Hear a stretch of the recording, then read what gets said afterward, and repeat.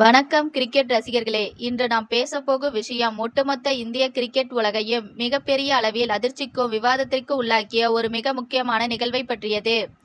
சமீபத்தில் இங்கிலாந்து மற்றும் அயர்லாந்துக்கு சுற்றுப்பயணம் மேற்கொண்ட இந்திய அணி T20 தொடரில் 0.6 என்ற கணக்கில் ஒயிட் வாஷ் ஆகி படுதோல்வி அடைந்தது நம் அனைவருக்கும் தெரியும்.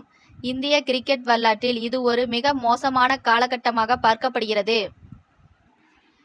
இந்த தோல்வியின் வலியை விட இந்த தொடரில் ஒரு 15 வயது இளம் வீரர் நடத்தப்பட்ட விதம்தான் தற்போது மிகப்பெரிய சர்ச்சையை கிளப்பியுள்ளது. அந்த இளம் வீரர் வேற யாரும் இல்லை, எதிர்கால இந்திய அணியின் மிகப்பெரிய நட்சத்திரமாக உருவெடுப்பார் என்று பலராலும் கணிக்கப்பட்ட வைபவ் சூரியவன்சி தான்.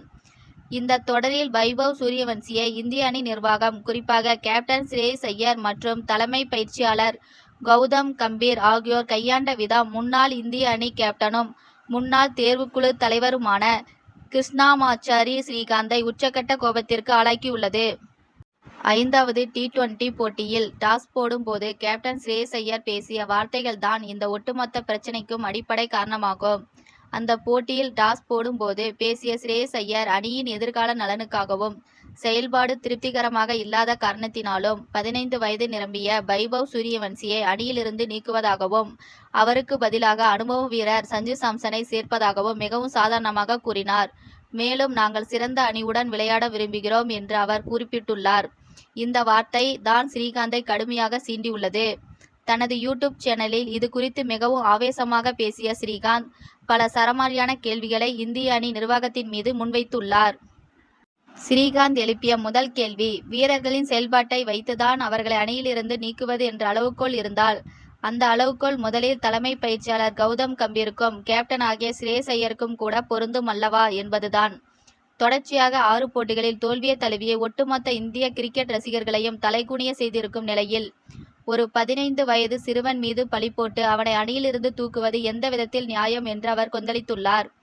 வீரர்கள் சரியாக விளையாடவில்லை என்று நீங்கள் கூறுகிறீர்கள், ஆனால் கேப்டனாகவும் பயிற்சியாளராகவும் உங்கள் இருவரின் செயல்பாடு என்ன லட்சணத்தில் இருந்தது என்று ஸ்ரீகாந்த் நெத்தியடி கேட்டுள்ளார்.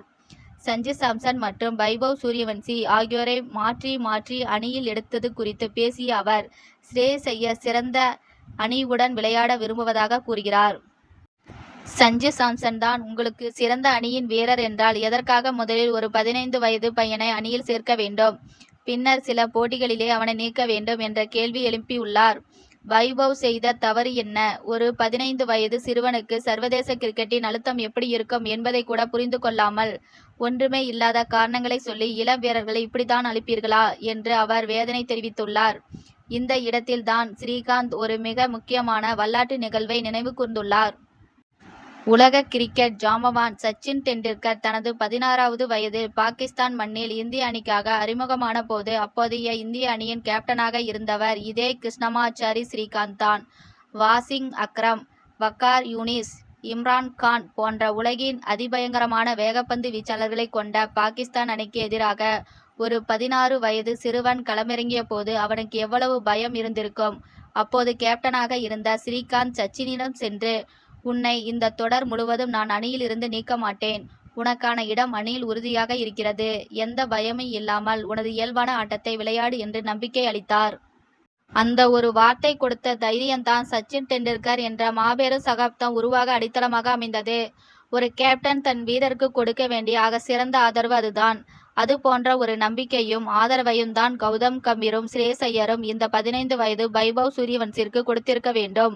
அதை விடுத்து 15 வயதில் சர்வதேச அரங்கில் தடம் பதித்த ஒரு இளம் திறமையை 2 போட்டிகளில் சரியாக விளையாடவில்லை என்பதற்காக மோசமான வார்த்தைகளை பயன்படுத்தி உன் ஆட்டம் சரியில்லை என்று முத்திரை குத்தி வெளியேற்றுவது ஒரு வீரரின் தன்னம்பிக்கையை நிரந்தரமாக சிதைத்துவிடும் என்று ஸ்ரீகாந்த் ஆதங்கப்பட்டுள்ளார்.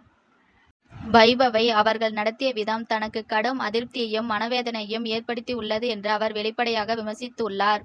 சர்வதேச கிரிக்கெட் என்பது வெறும் திறமையை மட்டும் சோதிக்கும் களம் அல்ல, அது ஒரு வீரரின் மன வலிமையை சோதிக்கும் மிகப்பெரிய போர்க்களம். அந்த போர்க்களத்தில் ஒரு 15 வயது சிறுவனை ஆயுதம் இல்லாமல் நிற்க வைத்துவிட்டு அவன் சரியா சண்டை போடவில்லை என்று குற்றம் சாட்டுவது எந்த விதத்தில் நியாயமாகும்? கௌதம் கம்பீர் போன்ற ஒரு ஆக்ரோஷமான மற்றும் வீரருக்கு உறுதுணையாக இருக்கும் பயிற்சியாளரிடம் இருந்து இப்படி ஒரு தவறான அணுகுமுறை வந்திருப்பதை பல முன்னாள் வீரர்களும் ஏற்றுக்கொள்ள முடியவில்லை. அதேபோல் கேப்டன் ஸ்ரேயஸ் ஐயரும் தனது தோல்விகளை மறைக்க இளம் வீரர்களை பலிகடாக்கிறாரா என்ற சந்தேகம் ரசிகர்கள் மத்தியில் எழுந்துள்ளது.